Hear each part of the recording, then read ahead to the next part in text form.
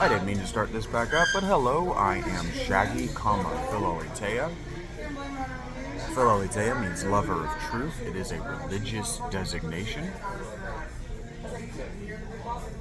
And it is something greater than a philosopher. A philosopher is a scientist of the natural and has very little to say about the metanatural, the ultranatural, the supernatural.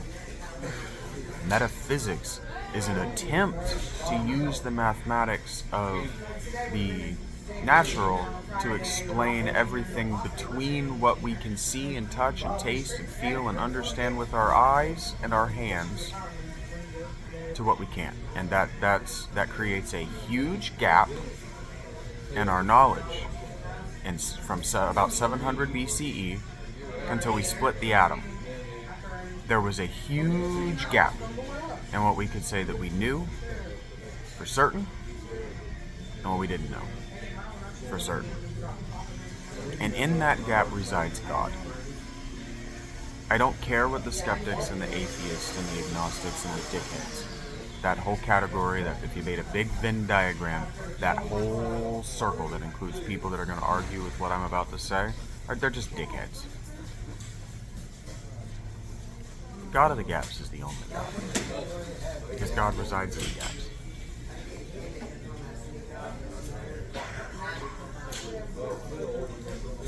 His ex-wife doesn't. He divorced that bitch like 26 or 2700. Yeah, we're not doing that. Like 26 or 2700 years ago.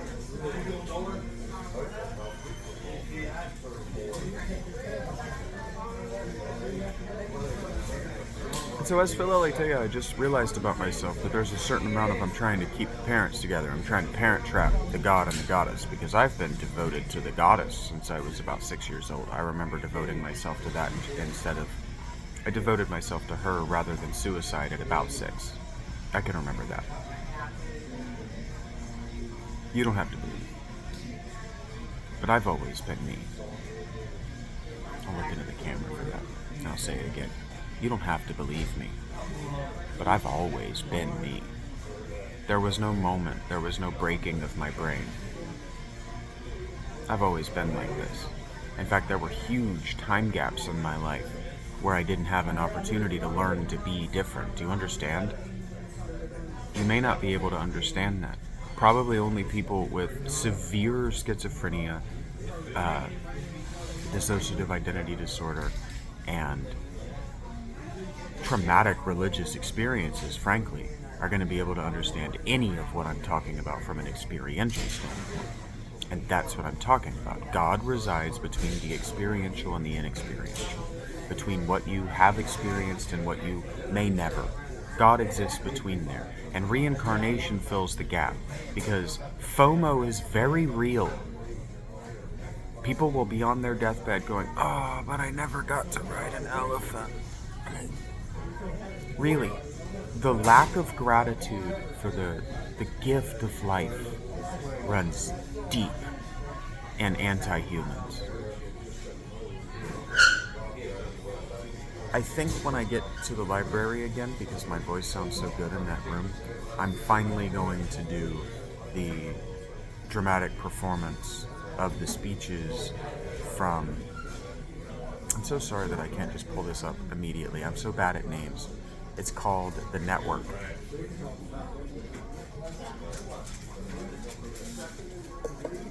I couldn't get my throat healthy enough in that house with her. I was smoking. I don't even think it was the smoking. It was the temperature and the humidity at which she kept that house. She had a boiler for heat, so the house was preternaturally dry, but she also kept it 60 degrees at all times, so it was cold. And so my sinuses are still fucked up from being in that house for so long. But we're getting better. As you can hear, I have access to my deep throat, so that's great news for me. And then I can practice that and project it, which means that I can do more in the realm of voice acting, which means that my readings will be better. And that means that I'll have more confidence and I can start to approach Rob in a more forthright way, because I'll have more confidence. And then you can start to hear what I'm not good at. And people have told me I'm pretty fucking good at that too, so we'll see.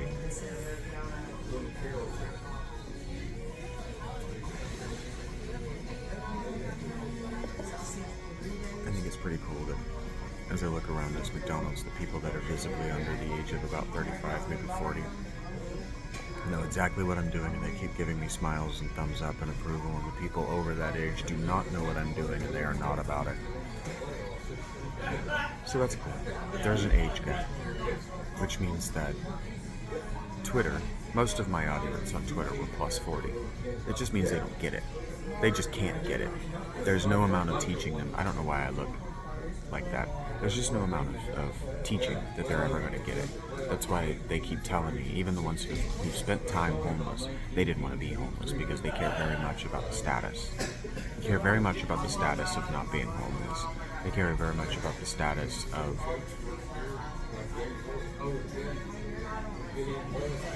I don't. I told you at 19 I had the opportunity, last episode I told you, I had the opportunity at 19 to fly out to California and join a Buddhist monastery, abandon my family, abandon my responsibilities, and just have a relationship with the one God.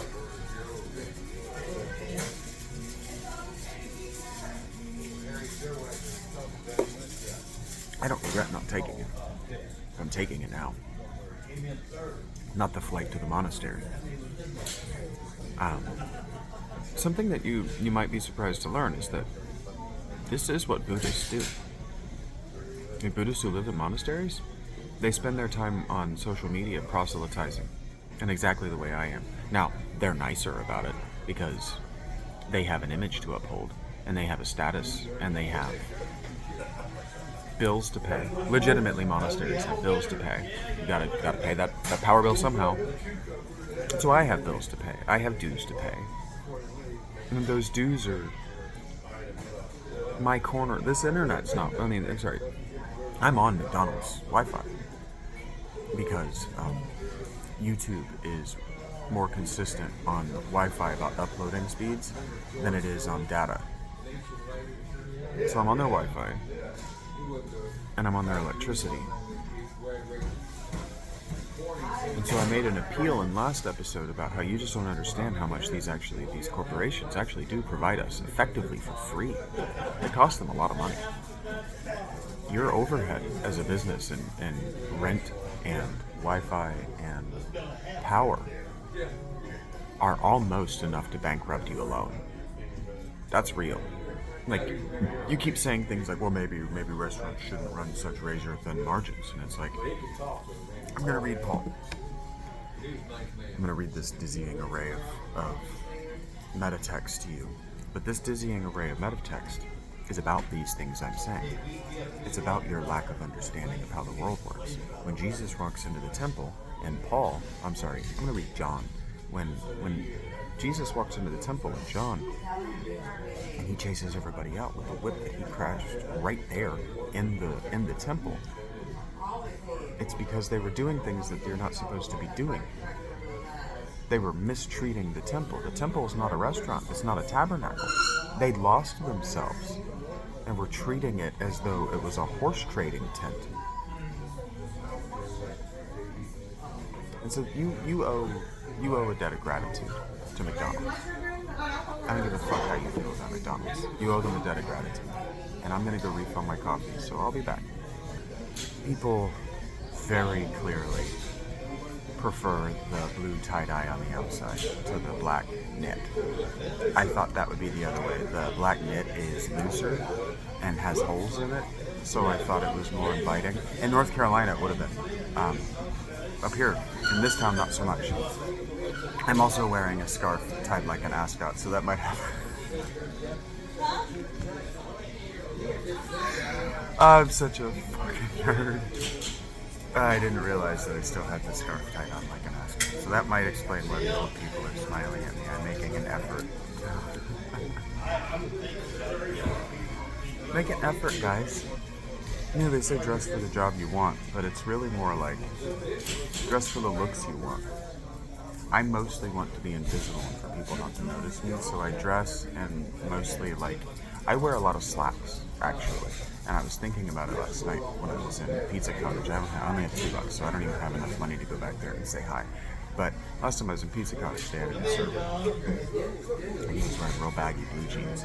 And I wanted it so bad, just to catch him by the belt loop and pull him over and be like, bro, if you want to make real money at this, you need to dress like you want to be here. I know the girls wear jeans.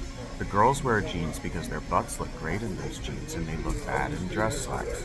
What you need to be wearing a pair of fucking khakis, and they don't need to be khaki colored. They need to be either gray or blue.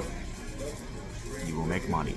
You will make a lot of money. Males, especially in the service and the hospitality industries, dress like you want to be there.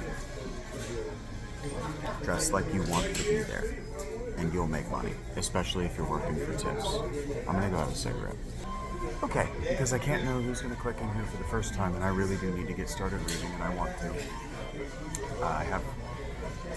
I've said a lot of things in these 2 videos that I've left drift off, but that's the shaggy part of the philolite.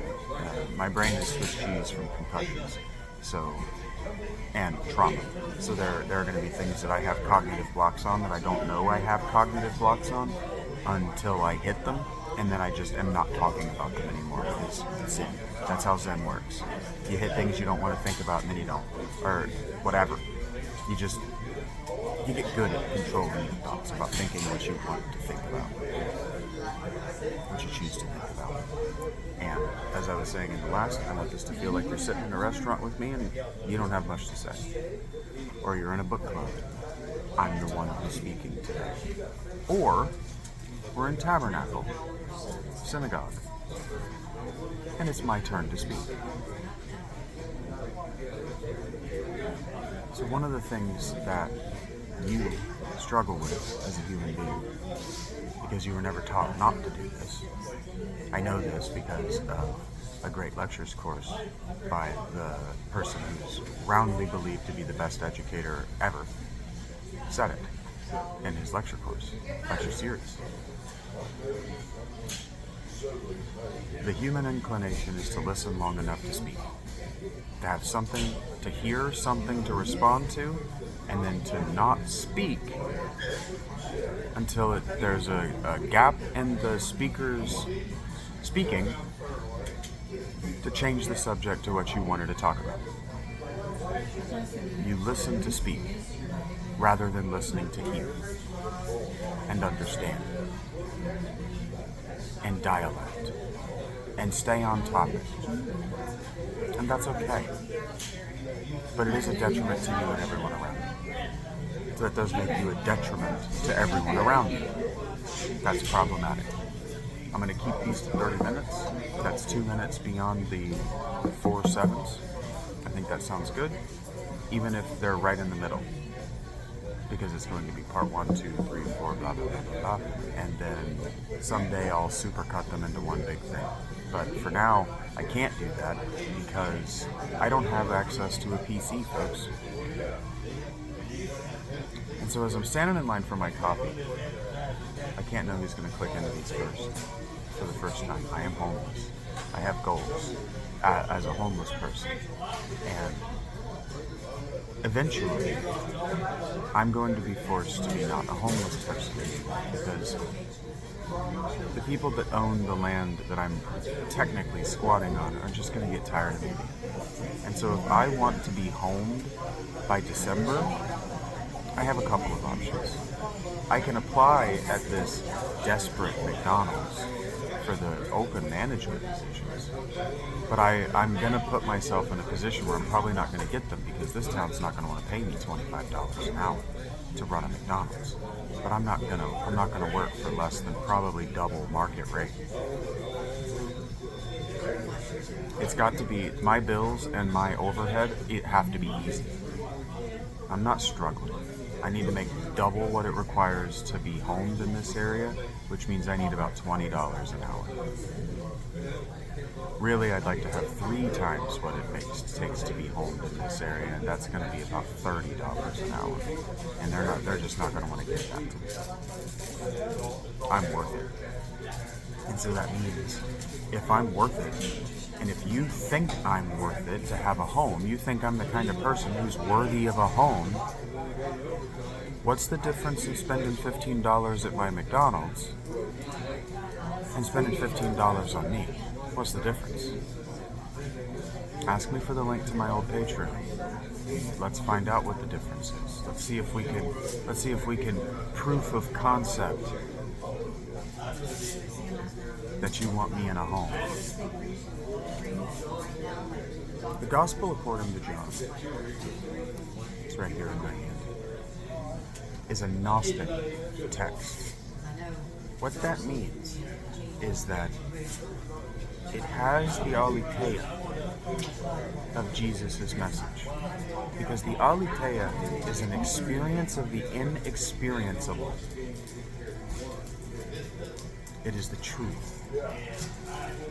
The hidden truth, lowercase, in a story is called the muton. That's the myth. The truth, the deeper truth, the unassailable fact is called the aletheia. I am a lover of unassailable truths. And unassailable truths are only approachable mystically. What that means mystically. What that means is that they can only be approached through prayer, meditation, omen reading, and the trance state.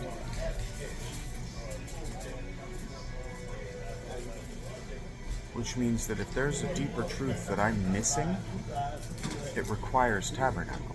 It requires 40 days and 40 nights in the wilderness.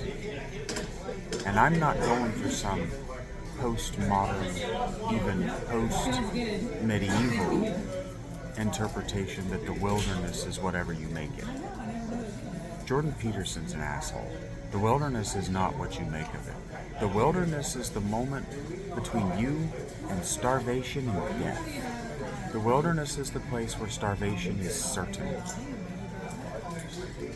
And as we go through this blinding metatext, woven into the mystical, Gnostic is the Greek word, gnosos, is the Greek word gnosos, which is that G is silent. Gnosos is how that's pronounced. Like gnocchi. Gnosos is mystical knowledge. Ciencia is experiential knowledge. The Gnosos experience of these authors is metatextual.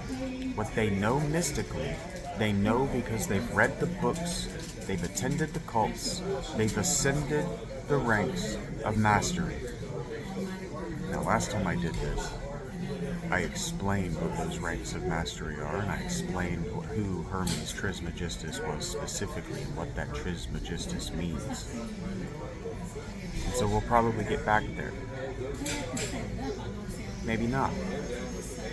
You gotta ask questions in the comments because I know the answers.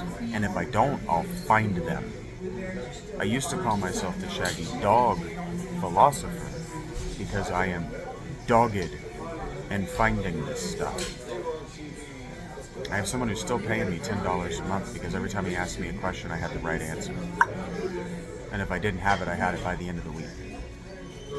And so he's not a part of my life because he got caught up in a group of people that just really fucked me up as a person.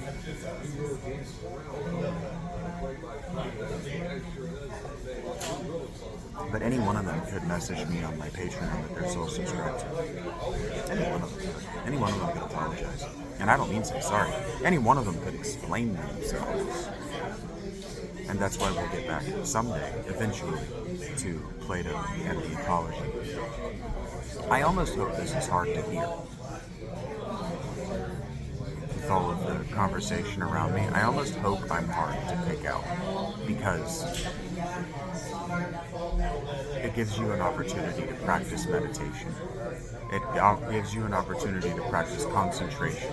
So one of the reasons that people called my spaces when I was doing group spaces, where I think the maximum I had is 8 people, 9 people, and all of them were mic'd, and we were having a fucking amazing conversation where people weren't talking over one another and dragging one another down into the mire, and we were staying on topic, and we were flowing between topics, and I was able to, because I have a good memory, because I listen to hear rather than speak. And somebody told me that listening back to the recording was like listening to an orchestrated piece of music. It didn't sound improvised, it sounded organized and orchestrated, which means it sounded arranged, which means it sounded pre-written, pre-recorded. And so, like, that's a major compliment. One of my favorite things about the Neves Gaming crew, and why I watch them and why I listen to them. I mostly don't put my eyes on their work. I mostly just listen to the podcast, listen. Some podcast episodes multiple times. And if you ever just tune into their podcast, they're doing what I'm doing. They're just sitting around having a conversation about nothing, and then after the hour mark hits, they turn it off. I just don't turn it off at any particular time. I turn it off when my life moves. And that was the point of that, was I was doing all of this live so that you could get into the rhythm of my life and just show up in the rhythms of my life. But that's what friends do. And I'm not trying to make friends. I'm trying to build an audience. I'm trying to make a life. I'm trying to be a professional. I'm trying to have a career. And I'm trying not to work at this McDonald's or any other place for less than I'm worth. I keep telling you. If I do that, these aren't going to happen. Not with the charming like this. I'm just going to bitch about work. I'm just going to bitch about how bad you suck as a customer. You're not going to listen to that. You're going to hate me even more than you already do. Why would I do that to either of us? Why would I do that? So the author of John is Gnostic. And I'm going to tell you right now, there's a mystery over who the author is. Which John does this book mean? Does the author mean? And I know the answer, because I came to Philoletheia through gnosis. Meditation, reading the books, meditating, using the books as mantras, reading them until I put myself into a trance state, and then asking directly of the source. I never got to God. I've told this story before, but I got to God's throne. I made it to the highest heaven. I reached nirvana. I reached the afterlife. I reached death. And more than that, I reached the throne of death. You want to talk about the 7 levels of hell and the 7 levels of heaven and purgatory and all of that mess? I took my Merkaba body all the way to the top. And there's a raised dais like a ziggurat.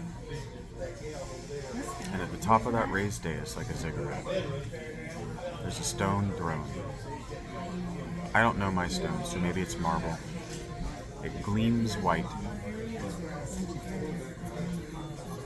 Almost like quartz. Maybe it's quartz, maybe it's crystalline. Other authors have described it as crystalline. I'm not visual.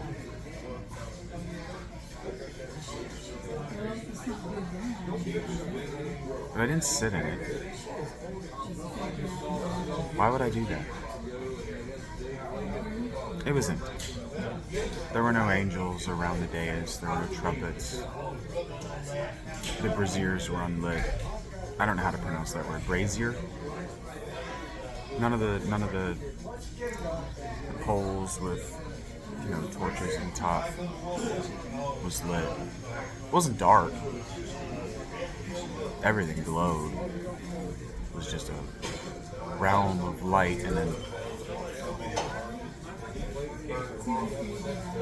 But on the seat, maybe this is my personality. Maybe it's my.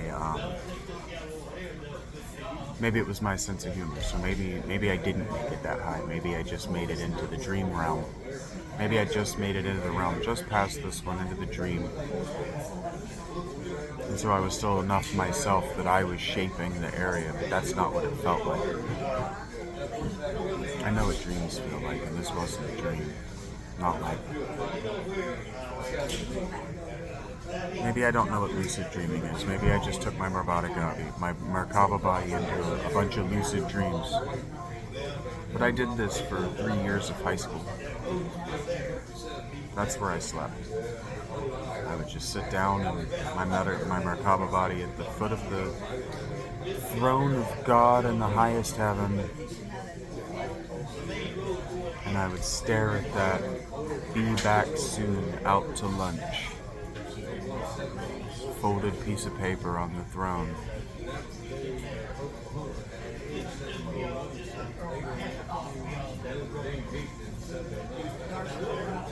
When I think of God, that's what I think. The guy is just out to lunch.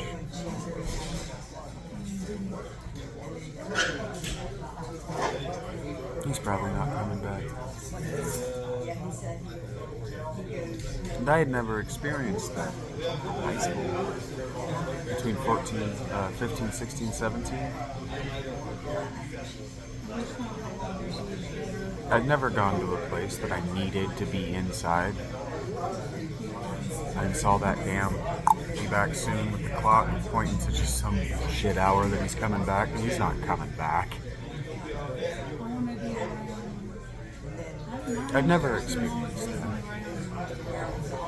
I'll tell you what, every time I walk up on a place that's closed at a time where it just shouldn't be,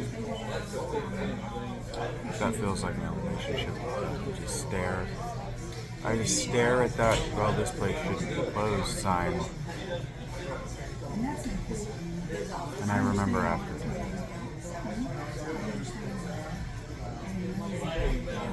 And so this last week I have wanted to end it. I've thought about it a few times. It'd be very easy. I've thought about it a lot since I was 6 years old. In fact, there's been a lot of times that I've been angry enough just with the goddess for not fulfilling any of her promises to me. Not giving me anything I've asked her for. Thank you. That alone I consider it. I've never considered acts of heinous evil. But the other thing, the most heinous act of evil I've considered. Since I was 6.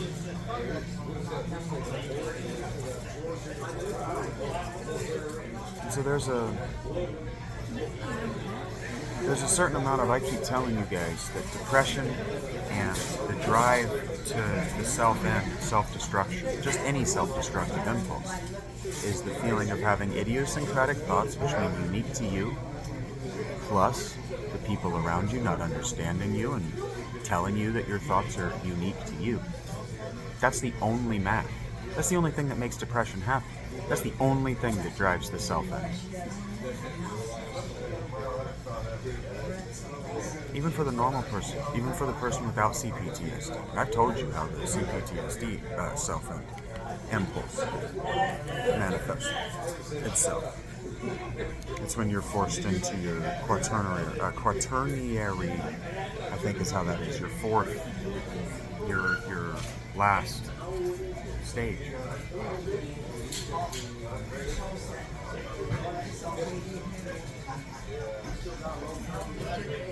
The human being is significantly more likely to perform the final act of evil on himself than like a badger go down fighting. Why did this fly?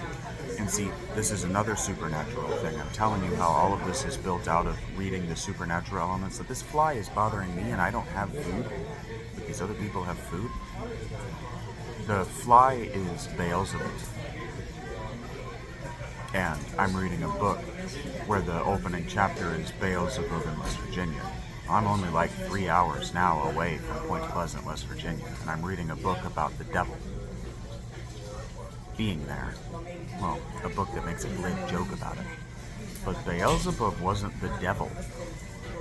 Beelzebub was just another of the Canaanite gods. And I think it's Lachish. The gods of pestilence